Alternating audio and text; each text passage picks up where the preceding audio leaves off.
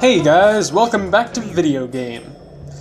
No, but seriously, hello friends, this is Kevin, aka KMan1, coming at you with another Sly 3 challenge mission video. And as you can probably tell from either the title of the episode or, I don't know, something else, we're actually going to be tackling 2 different episodes worth of challenges. And the basic answer is, well, the basic reason, not the basic answer. The basic answer would be like if you were asking, hey, why this? But the reason I am doing 2 in 1 episode is because there really aren't that many missions between these 2 chapters. And I get a little bit more into how I could have changed things up, but that's another topic for another video. Anyways, for the first mission for China, which the proper chapter title is A Cold Alliance, I just refer to them by their location, usually, rather than the title of the thing. But anyways, the first mission is you gotta use the ball form to get between these waypoints within a certain amount of time. Time limit is very forgiving, as always, and you just want to make sure that you are very, very careful about your positioning. But that is all there is to that one. Alright, the next one is going to be Murray is on low health when Panicking is defending him with a turret and whatever while he's dragging the van back. Pretty simple and straightforward. There is still friendly fire as before, which is something you should be concerned about, but ultimately, you are going to want to rush through this as much as possible.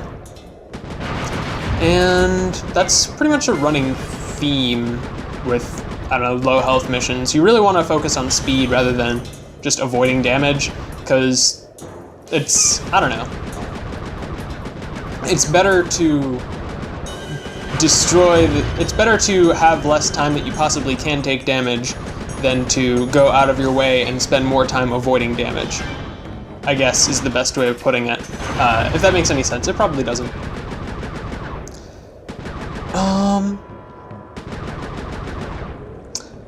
Anyways, Murray is going to be dragging this slowly as before, and something that I actually take advantage of in just a moment is you can actually zoom the camera for this segment in and out. And I don't remember having taken advantage of that on my first run-through of the mission proper, but that is actually functionality that is very, very helpful when you are trying to defend him from when he's closer to the safe house, which is helpful. I'm pretty sure the only damage Murray takes is because I accidentally shoot him, so you can pretty much tell that this is a very simple and straightforward mission, much like it was back in the mission proper. But anyways, that is going to be that. Woo. Next up is going to be a battle against Sao, and it is going to be a low health run of the battle. So I'm finally going to be able to kind of redeem myself from my terrible, terrible performances on this fight in the Let's Play proper, because, let's be honest, it was really, really rough around the edges, to put it nicely. And I do take some damage in this fight, which is fine because you can take a couple hits. I don't know the exact number, and it obviously depends on which attack you get hit by, but you're not on 0 health by any stretch of the imagination. You can take more than 1 hit, usually. I feel like if you were to just run headfirst into him multiple times, then you would have issues. But if you aren't an idiot like I just was there, then you really shouldn't have many, many huge problems. Probably. Beyond that, there really isn't that much more to this fight that I didn't say in my initial run-through. You just gotta jump around. One thing that I didn't really do in my first run-through is you can just kind of accept that you're only going to jump once at a time. You don't have to double jump every time and like change your directions and crazy stuff like that. I usually do, but that's mostly just from force of habit from the game proper, rather than actual tactical advantages. But hey, what you gonna do? Come back and so, like a man. That is going to be that mission completed, and the next mission is going to be another low health Sao battle run. Yeah, they're not really creative. On the plus side, since they are separate missions, they are separate health pools, which means you don't have to worry about having taken a lot of damage in the previous phase, like you would in the game proper. But really, if you think about it, the game proper was really just preparing you for these challenges, because essentially you have, between the two challenges, a shared health pool of a total health bar. So basically the point I'm getting at is playing this mission properly in the game is actually pretty good preparation for playing the challenges, assuming you can actually do it without taking more than half health at a time. Also, as far as the battlefield goes, I don't believe there are any places that you can possibly get health pickups, but there might be a couple that I'm just not aware of. And I don't know, if you do manage to get those and you can get up to higher health, then awesome for you, but it's not something I need to take advantage of. Next up is going to be the first mission in the pirate one, and it is, you have to do the eye patch, well, not the eye patch, is it the eye patch? I don't remember, I think it's the eye patch. But you need to get this particular piece of the thingy under a time limit.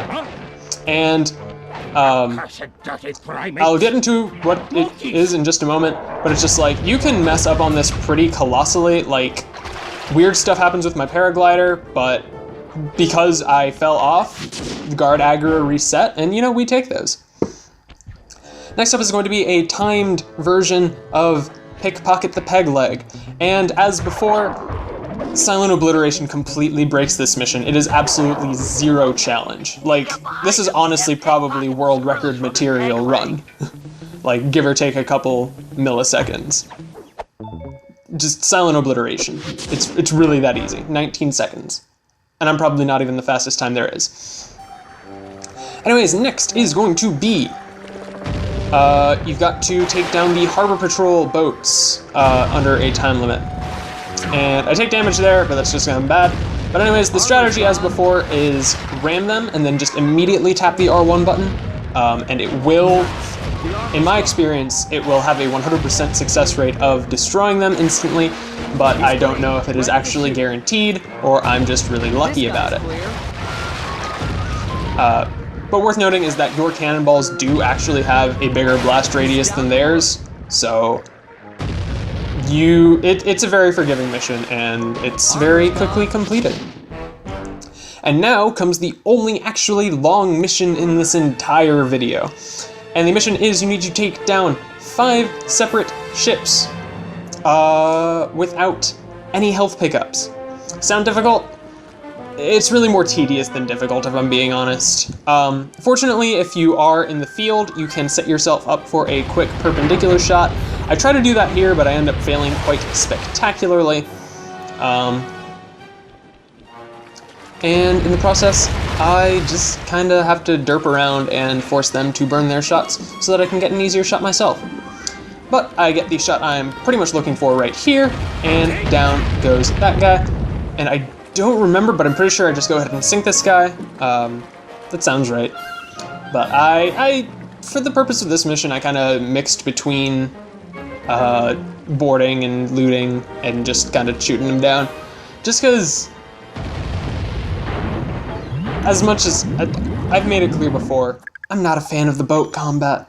It just feels super tacked on. But anyways, cutting straight into the next battle. And you might be wondering why I cut, and basically it's because as much as I want this video to have some substance, I don't want it to just be sailing. And I was testing to see how the edges of the map worked in the boat area, or like out on open waters, and from what I discovered, there's not actually an end to the area. It's just open water infinitely. And I ended up wasting like a good 5 or 10 minutes just like sailing to see if it would eventually loop around. And I decided that I was going to spare you of that much, especially since it would be post-commentated, so it would be much, much less interesting. Because I wouldn't like be coming up with stuff on the fly to be like, oh, hey, maybe this will be what happens, because I already know what happens. Nothing happens. Like, literally nothing. But anyways, I decided to board this ship, and I showed it before briefly, I think, but the push attack is very, very, very useful for taking these guys down quickly and easily, especially the double sword type guys. And I fell off the boat there, but ultimately it was not a huge deal. And so straight into the next mission, I decided to take on 2 boats at once, and something worth noting is that if you are fighting against 2 ships that are different, I guess, like, boat crews, like, you can tell by their sails, like, boats with the same color design on their sails are going to be allied with one another. And so if you are against 2 boats that have different sails, then they can sometimes fire at each other, as you see right there. Very, very handy. And that is something you should keep in mind if you are ever in a position to battle multiple ships at a time. If they are not allied, then you can get them to fight against each other. You just need to get them to wrestle each other's jimmies. Anyways, getting into position to fire at this guy, and I want to say I get the shot here. Yeah, I do. I thought I might have been out of range, but it was not a problem. And so I am going to be boarding this one again, just because that's what we do around here. We loot and pillage and do other piratey type stuff. And I actually learned where the pirate accent stereotypically came from, because my brother decided to look it up since he saw the video. And it turns out it is based on the old movie Treasure Island. The actor who played like the main pirate in it decided, well, he basically got to come up with his own accent for what a pirate sounds like.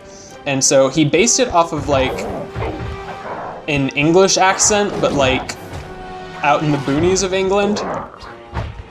And he basically made like a super exaggerated country English accent, and also just said the word "ar" a lot. So if you are actually curious and you aren't my brother who looked it up on his own, then there you go. You now know the origins of the stereotypical pirate accent. I'm happy for you, and I hope you're happy for yourself. Damn, I heard that. Anyways, down to the last ship that I'm going to be taking down. Spoiler alert, I guess. It doesn't automatically end the mission when you take down the 5th ship. It ends it when you die. But after this one, I decided to just go ahead and commit Sudoku, which is a joke that you might understand. Maybe. But yeah, after this one, I just decided to go into a battle against 2 different guys and get shot to death. And that's pretty much all there is to it. So once I've taken this guy down and gotten the job complete screen, then we are going to be done for this episode of amazing super mega challenge mode Sly 3 gameplay of awesomeness.